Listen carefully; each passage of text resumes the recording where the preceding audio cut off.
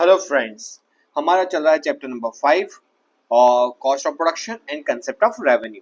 हम ऑलरेडी एक वीडियो देख चुके हैं इसके अंदर, जिसके अंदर हमने देखा था फिक्स कॉस्ट, वेरिएबल कॉस्ट क्या है, टोटल कॉस्ट क्या है और एवरेज फिक्स कॉस्ट। आज हम देखेंगे डिटेल में आगे। अगर आपने पहला वीडियो नहीं देखा है, मैं डिस्क्रिप्शन में उसकी लिंक दे दूंगा, आप जाके उसको जरूर से चेकआउट करना। आज चलते हैं हम पार्ट 2 के ऊपर। तो चलो शुरू करते हैं हमारा आज का ये वीडियो। मैं फटाफट एक बार गो थ्रू कर देता हूँ। हमने क्या क्या पढ़ा था? हमने पढ़ा था क्लासिफिकेशन ऑफ कॉस्ट। कॉस्ट को हम शॉर्ट रन और लॉन्ग रन में क्लासिफाई करते हैं। शॉर्ट रन मतलब कहाँ क्या होता है? शॉर्ट रन मतलब ऐसा कॉस्ट जहाँ पे मेरा एक कॉस्ट क्या होता है, फिक्स रहता है, और एक कॉस्ट क्या होता है, वेरिएबल कॉस्ट होता है। सर फिक्स कॉस्ट क्या होता है? फिक्स कॉस्ट ऐसा कॉस्ट होता है जिसके जो क्या होती है, जो हमेशा नाम ही सजेस्ट का, जिसकी कॉस्ट हमेशा फिक्स रहती है is respective of the production. मतलब कितना भी आप प्रोडक्शन कर तो उससे उसकी फिक्स कॉस्ट में जीरो जीरो फर्क पड़ता है।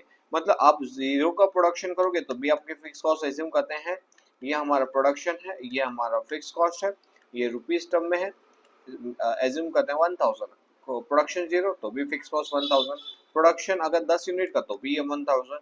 प्रोडक्शन अगर 100 का तो भी ये 1000, और प्रोडक्शन अगर ये 1000 का तो भी ये 1000। मतलब इसको कोई फर्क नहीं पड़ रहा कि आपका प्रोडक्शन क्या है, इसकी कॉस्ट क्या है, सेम क्या है, सेम, उसको बोलते हैं फिक्स कॉस्ट।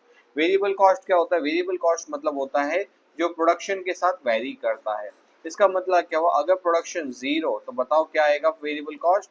वेरी गुड बच्चों, जिसने आंसर दिया है कि अगर प्रोडक्शन कॉस्ट अगर जीरो होगा, प्रोडक्शन अगर जीरो होगा तो हमारा वेरिएबल कॉस्ट भी क्या होगा, जीरो। प्रोडक्शन 10 तो इसके बढ़ने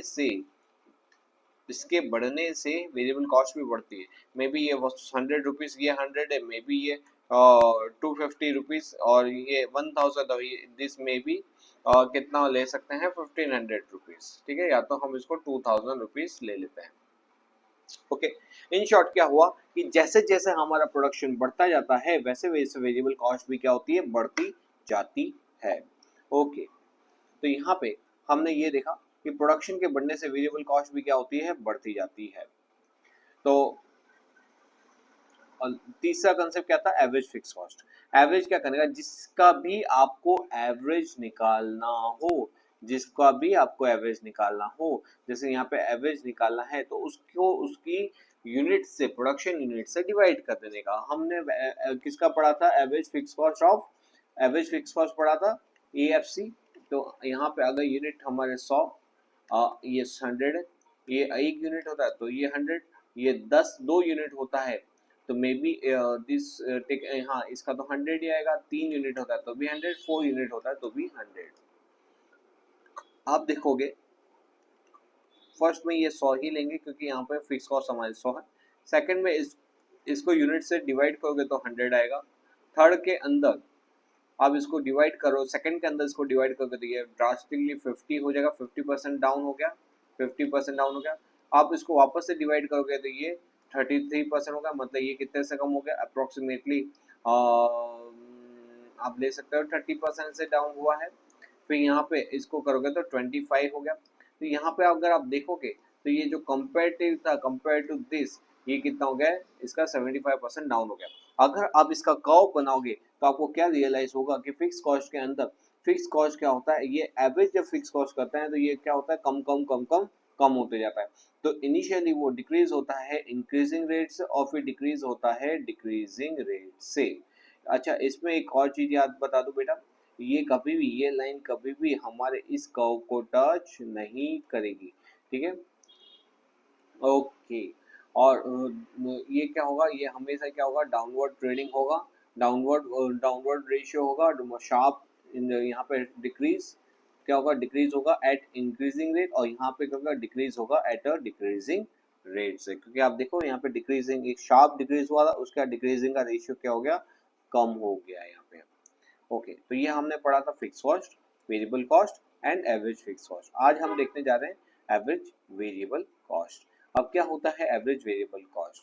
तो देख बेटा, सिंपल है, मैंने बता दिया कि जब भी आपको एवरेज वेरिएबल निकालना हो तो क्या करने का, उसकी जो कॉस्ट होती है उसको किससे डिवाइड कर देने का, उसके प्रोडक्शन से, मतलब उसके आउटपुट से डिवाइड कर देने का। जैसे यहाँ पे 10 यूनिट को प्रोडक्शन करने की वेरिएबल कॉस्ट कितनी है 80, तो 80 डिवाइड बाय 10 तो कितना आएगा 8।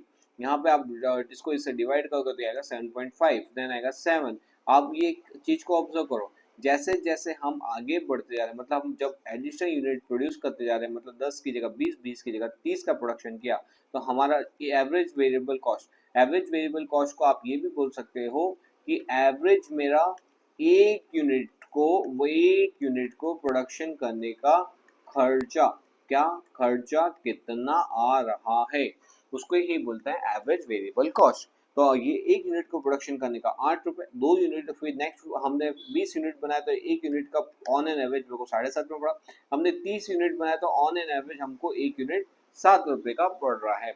अब आप देखो कमाल की बात यह है, इनिशियली क्या हो रहा था, decrease decrease decrease, up to certain level ये डिक्रीज होता है, फिर वापस से क्या होगा, 7 का सवा 7.35, देन 7.8, देन 8.33, देन 8.85, और मतलब यहाँ से क्या होगा, इंक्रीज इंक्रीज इंक्रीज। तो अगर आप इसका शेप बनाओगे तो ये कैसा होगा, ये मोस्ट प्रोबेबली ये यू शेप का बनता है।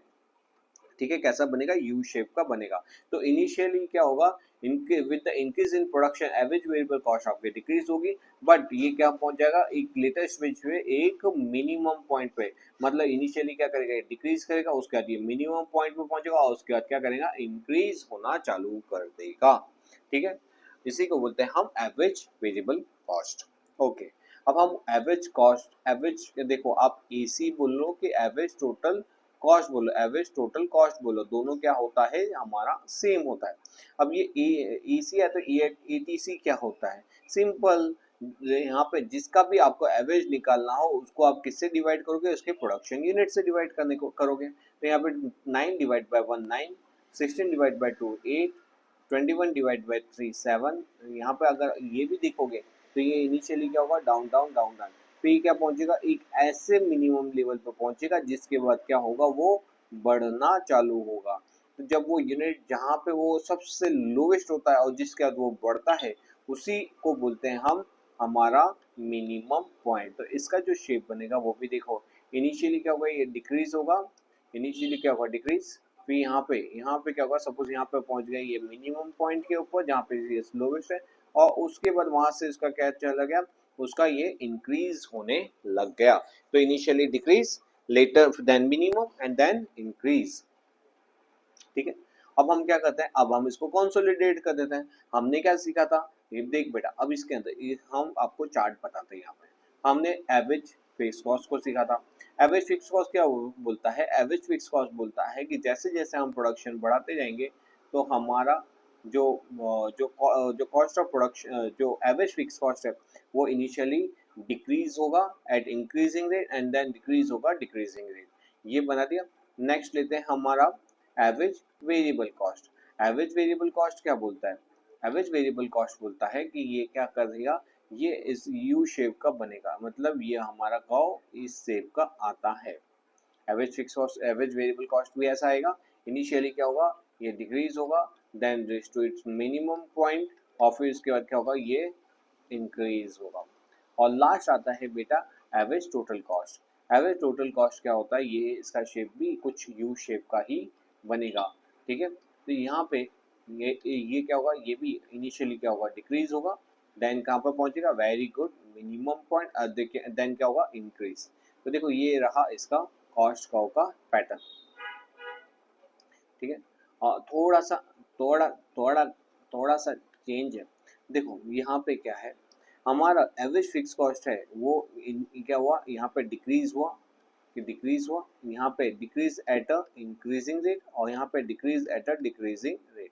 वेरिएबल कॉस्ट, वेरिएबल कॉस्ट जो होती है इनिशियली क्या होती है, डिक्रीज होती है, रीच टू मिनिमम पॉइंट पे पहुंचती है, और फिर उसके बाद क्या होती है, इंक्रीज होना चालू करती है। अब क्या होता है, कितनी बार वेरिएबल कॉस्ट इतनी कम हो जाती है कि वो क्या होती है, even below the fix cost आती है। और एवरेज कॉस्ट कैसा बनेगा, एवरेज कॉस्ट का कर्व बनेगा यू शेप का। लेकिन ये हमेशा याद रखना, कभी भी एक इस चीज को याद रखना, कभी भी मेरा जो वेरिएबल एवरेज कॉस्ट होगा उसका शेप ऐसे ऐसे नहीं बनेगा, नहीं ऐसे बनेगा। सर क्यों ऐसा नहीं बन सकता, क्योंकि ये एवरेज कॉस्ट है, और एवरेज कॉस्ट के अंदर कौन सा आता है, एवरेज कॉस्ट के अंदर हम तो total cost divide by total output करते हैं। और टोटल कॉस्ट के अंदर क्या आता है, टोटल कॉस्ट के अंदर fix cost plus variable cost आता है डिवाइड बाय हमारा टोटल आउटपुट होता है। तो जब यहाँ पे ऊपर पूरा इंक्लूडिंग फिक्स कॉस्ट भी है, वेरिएबल कॉस्ट भी है, तो ऑफकोर्स वाली बात है, जब इसका चार्ट पैटर्न बनेगा तो वो वेरिएबल के नीचे कैसे हो सकता है, वो फिक्स कॉस्ट के नीचे कैसे हो सकता है, वो वेरिएबल कॉस्ट के नीचे कैसे हो सकता है, क्योंकि वो तो हमेशा, जैसे अगर सपोज ग्रैंडफादर की एज है 70 ईयर्स, फादर की एज है 40 ईयर्स, और सन की एज और जो ग्रैंड चाइल्ड है उसकी एज है सपोज 15 ईयर्स। इसका मतलब ये बता क्या हम ये बोल सकते हैं ये ग्रैंड फादर है, ये फादर है, और ये क्या है, ग्रैंड सन है। तो क्या ग्रैंड सन की एज इससे ज्यादा हो सकती है क्या? नहीं। क्या फादर इससे छोटा हो सकता है क्या? नहीं। मतलब आप समझ रहे हो कि इसमें मैं क्या कहना चाहता हूँ कि टोटल कॉस्ट के अंदर फिक्स कॉस्ट और वेरिएबल कॉस्ट दोनों आती है। तो ये इसीलिए कभी भी एवरेज कॉस्ट है वो इसके ये जो लाइन है एवरेज फिक्स कॉस्ट या तो एवरेज कॉस्ट, उसके नीचे आ ही नहीं सकता कोई भी हालत में। वो हमेशा क्या होगा, वो उससे ऊपर की तरफ ही आएगा। इस चीज को समझना।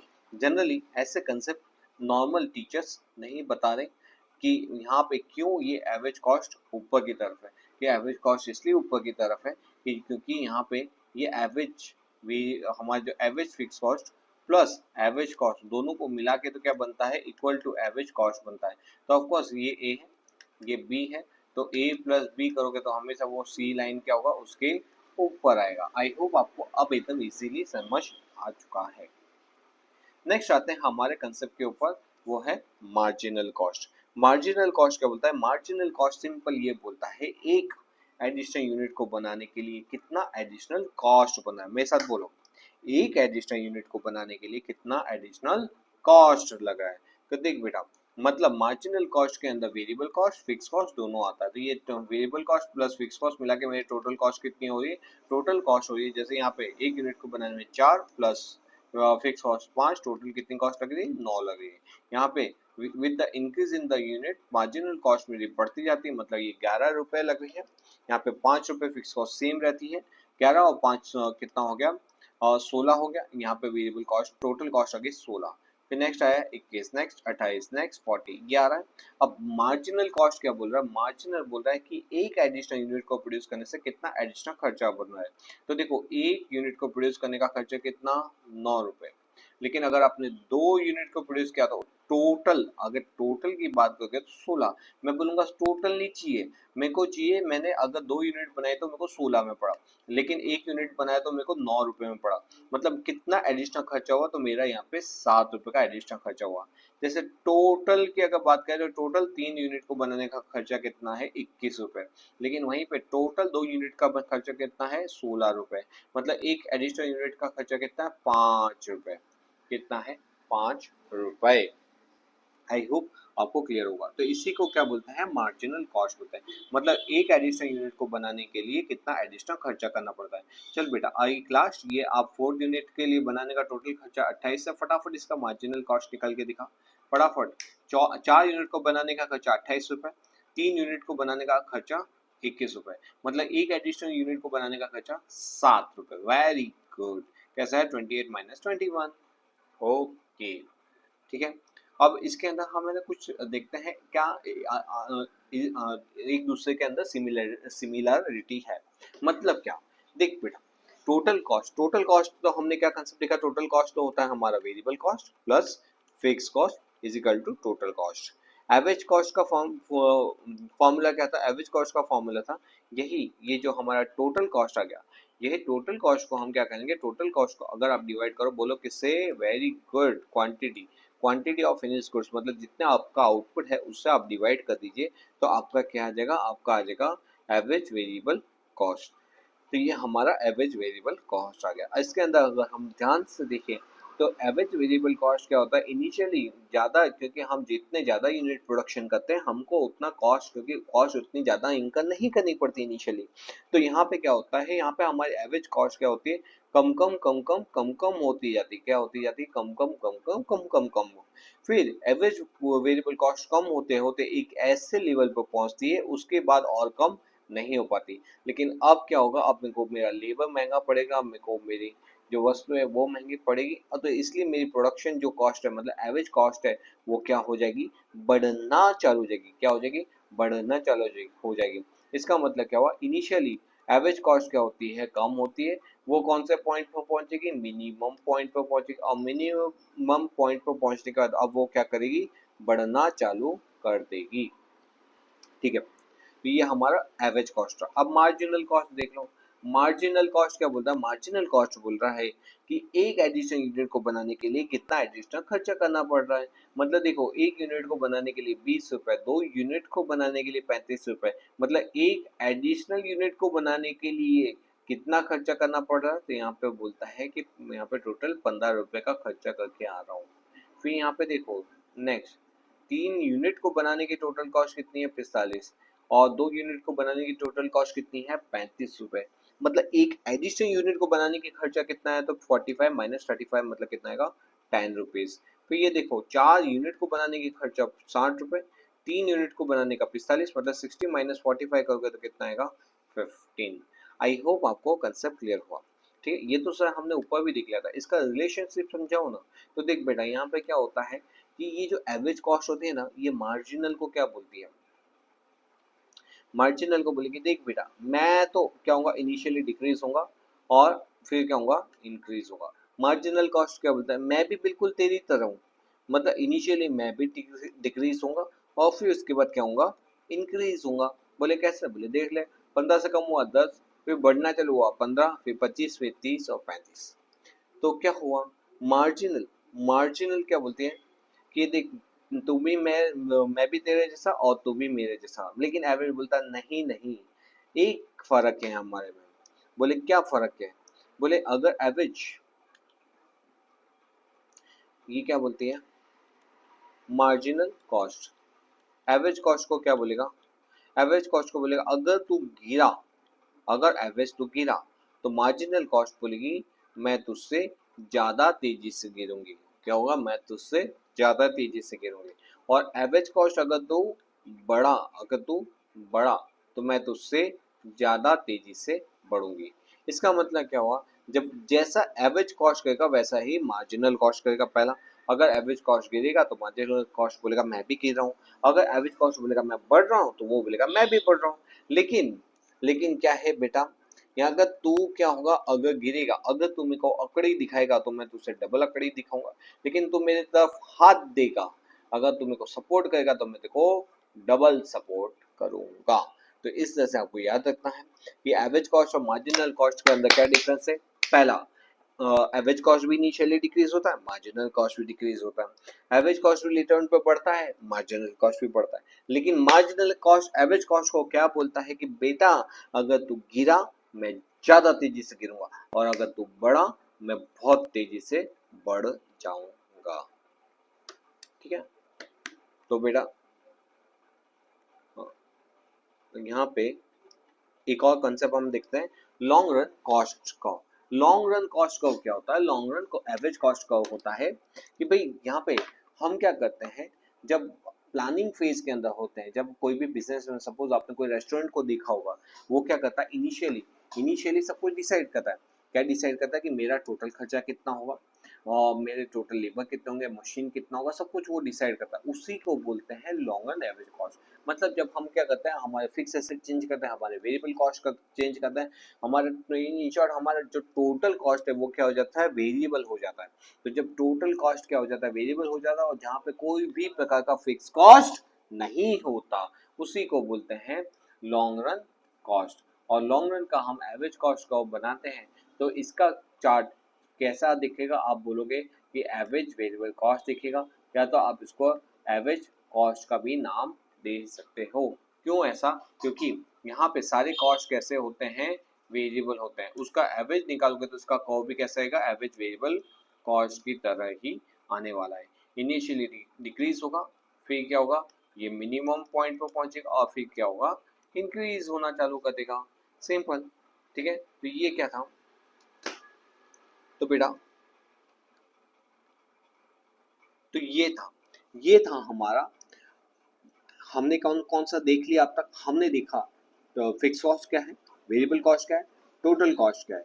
उसके बाद ये तीनों के average, average fix cost, average variable cost and average cost. और फिर हमने देखा मार्जिनल कॉस्ट। फिर हमने कंपैरिजन किया कि marginal cost, average cost and total cost में क्या डिफरेंसेस है। और फिर लास्ट में हमने देखा लॉन्ग रन एवरेज कॉस्ट। आपको आई होप समझ में आ रहा होगा डिफरेंट टाइप ऑफ कॉस्ट। अगर अच्छा लगा है वीडियो उसको लाइक कीजिए, थम्स अप कीजिए और चैनल को सब्सक्राइब कीजिए ताकि आपको नोटिफिकेशन मिलते रहे नए नए वीडियोस के। तो चलो मिलते हैं हम ऐसे ही इंटरेस्टिंग वीडियो के साथ next time. Till then bye bye.